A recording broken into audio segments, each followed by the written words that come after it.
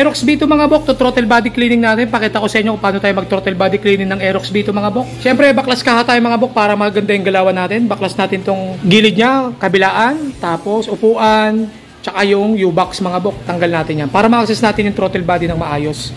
Hindi tayo mahirapan. So, baklasin ko muna mga bok. Tanggal na natin yung ibang kaha mga bok. Ngayon, bago natin tanggalin yung upuan tsaka yung battery, salpakan muna natin ng diagnostic tool para makita natin yung parameters niya kung walang problema mga bok. Para kung may problema, makita din natin kagad. Salpak lang natin mga bok. Salpak natin dito sa may ng socket ng Y-Connect. Yan mga bok. Gamit natin MSD 100 Pro X mga bok. Check muna natin kung may fault code siya. Read fault code muna tayo. Kung nagkaroon na siya ng check engine. Sa current muna tayo. So sa current wala naman. Okay. Sa history. Ayun mga bok, may lumabas. Yan yung mga dati niyang check engine. Engine stall detected. Engine start. Nahirapang mag-start. Nangyari na ba sa iyo? Ayan. Brief abnormally detected in throttle position.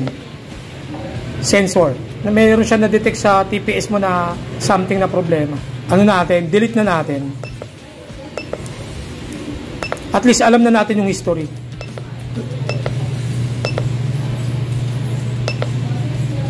Yan mga bok. Check, nabura na natin. Check na natin ulit. History. Yan mga bok, wala na. Punta naman tayo sa monitoring. Yan mga bok. Throttle position voltage. Pasok naman. ISC bulb. Pasok naman. Panda rin na. Try natin panda rin mga bok para makita natin yung RPM.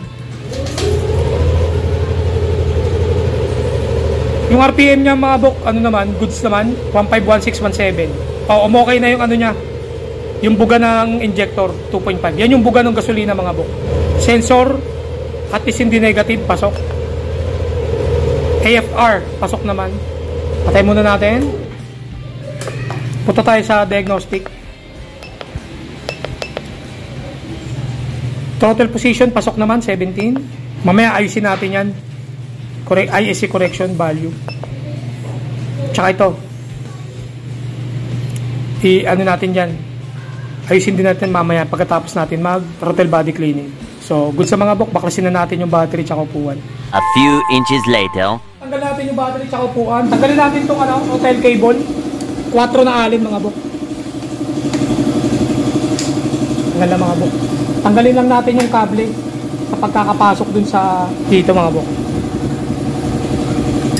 Yan. Konektado kasi sa throttle body dun sa butterfly.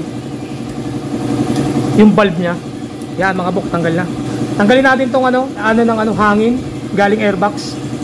3 na alin mga bok. Kahit wag nyo masyadong tanggalin, luwagan nyo lang para hindi malaglag. Tanggalin natin yung mga sensor. Ito sa injector, tanggalin natin. Pinupush lang naman yan, tas hila. Ayan, tanggal na. Ito sa may ISC. Push. Tapos hila. Tapos TPS. Tapos, tanggalin natin tong injector ng yung papunta sa fuel pump. Itong green na lock. Tanggalin nyo lang sa pagkakaangkala dito, kabilaan. Matatanggal na yan.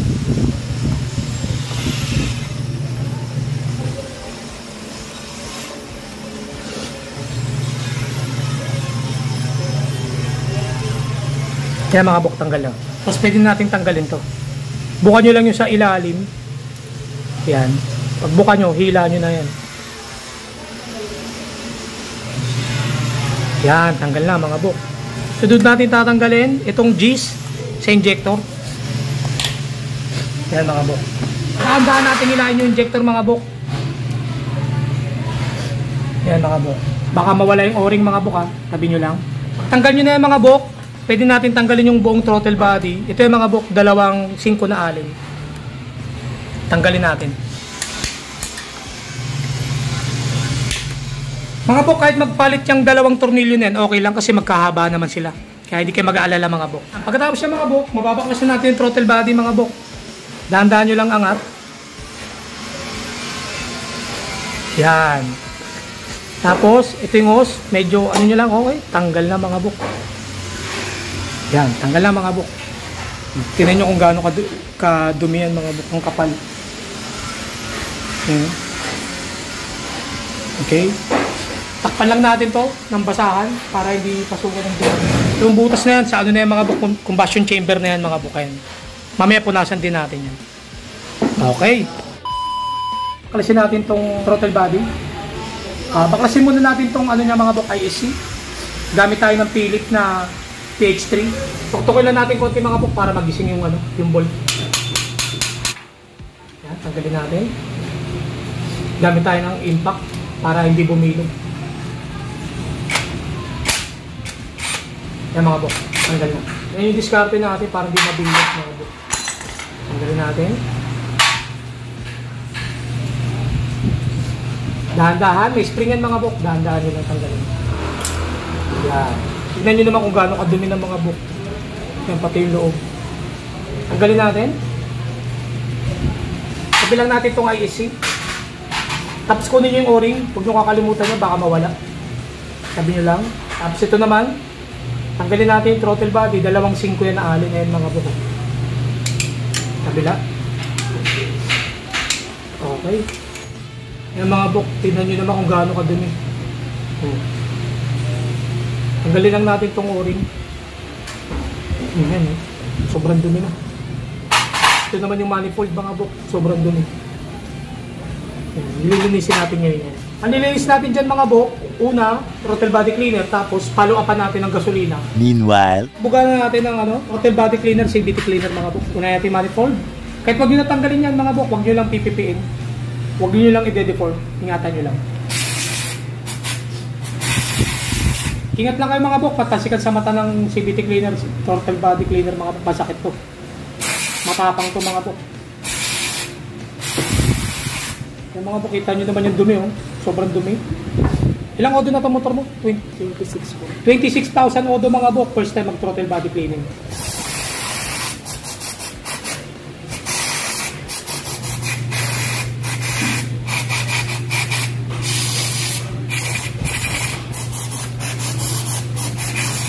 Yan mga buk. Kung mga buk, takpan nyo lang tong TPS. Ganyan. Para hindi siya mabuga ng CVT cleaner mga buk.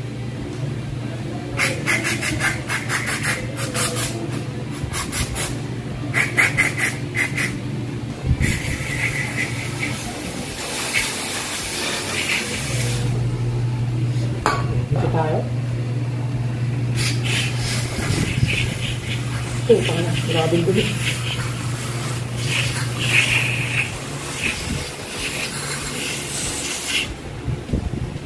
Itong butas ng ISC, buga natin.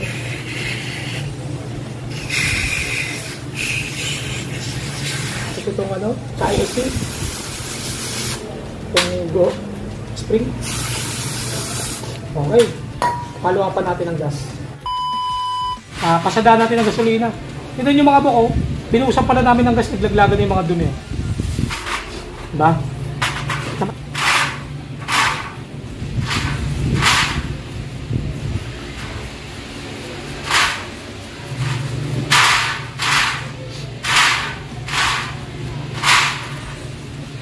Sobrang linis pag napalo pa ng gas.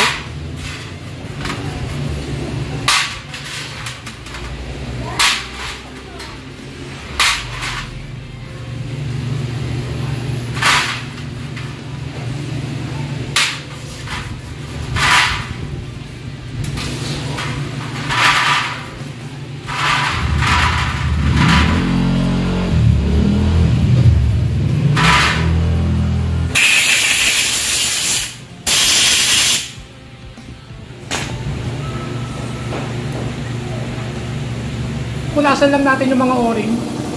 Babalik na natin. Hindi naman kayo magkakamali dyan. Kasi dito may gatlayan yun. Dito yung kanal na yan. Ayan. Itong kuntil na to, dito yan sa kanal. Yan, ganyan yan mga buk. Ganyan lang pagbalik nyan. Hindi kayo magkakamali dyan. Tapos balik natin tong manifold. Hindi kayo magkakamali dyan. Sundan nyo lang yung form. Ganyan mga buk. Yan. Pag nakabit nyo ng ganyan, kabit nyo na yung 5 na alin, kabilaan. Yung dalawa. Yan mga bok. Saktong higpit lang mga bok. Kung ano yung higpit ng baklas nyo, ganun lang din yung pagsikip. Okay. Balik naman natin ngayon yung ISC. Punasan lang natin ng tissue. Tingnan natin yung o-ring mga bok. Huwag nyong iwawala itong o-ring kasi pag wala yan, sisingaw yan. Hindi natin mapapatino yung minor. Ito lang natin. Okay. Lagyan lang natin ng konting lubricant para hindi siya maipit, hindi siya maputol, hindi siya ma-deform.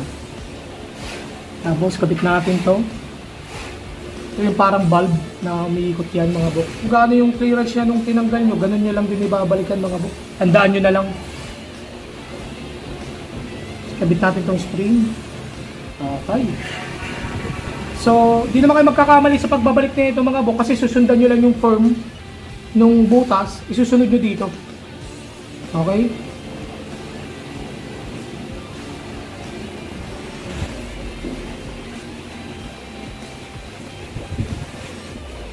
Okay. Tapos kabit nyo na yung lock. Yan. Kung paano nyo tinanggal mga bok, ganun nyo ibabalik.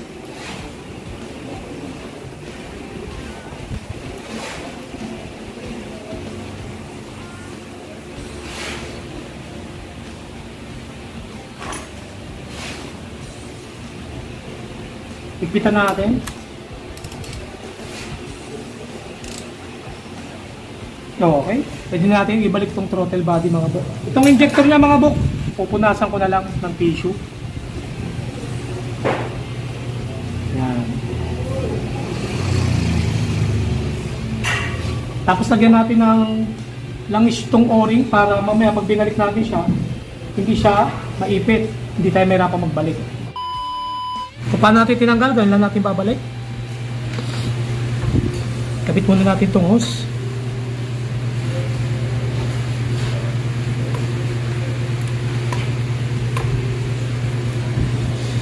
Alright. Tapos, dito. Okay. Yung dalawang singko na alin. Pitan natin. Saktong ipit lang. Okay.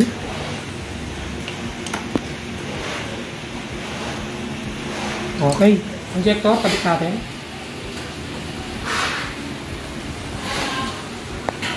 Tapos yung G's. O, saksak nyo lang ito mga bok. Okay. Saktong higpit lang.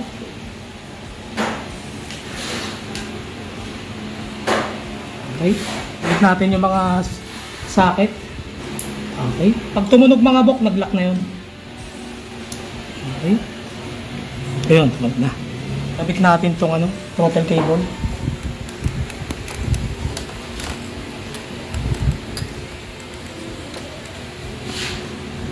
Ang lock ng mga bok, throttle cable, yung dalawang 4 na alin. At itong higpit lang. Okay. Okay. Higpitan natin itong 3 na alin para hindi sumingaw. Okay. Tapos itong lock ng injector.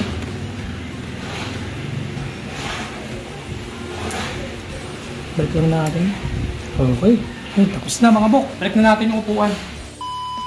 Mga bok, nabalik ko na yung U-box. Sinalpakan ko muna ng diagnostic tool para makita natin yung parameters. Ma-reset na natin yung mga dapat i-reset. Okay. Okay. Ito tayo sa monitoring. Tapos, under tayo. Paabuti lang natin ng 80 degree yung init ng makina. Tingnan natin kung hindi magbabago yung minor. Standard na kasing minor niya mga bok. 1516. Standard na yan. So dapat umabot to ng 80, itong 57, 58 dapat mag-80 yan, tapos hindi magbabago yung minor. Pag hindi siya nagbago minor mga bok, all good sa ito mga bok. Tapos na tayo. The next day. 81 na. So mainit na yung makina talaga. So hindi pa rin nagbabago yung minor, all goods pa rin. Wala pa rin problema. So good to go na tong Aerox B2 mga bok. So ibabalik na lang namin yung ibang kaha. Ganyan tayo mag-throttle body cleaning dito mga bok. Kaya sa mga gusto magpagawa mga bok, message lang kayo, Motovlog Garage Facebook page para may schedule natin mga papagawa nyo, alright?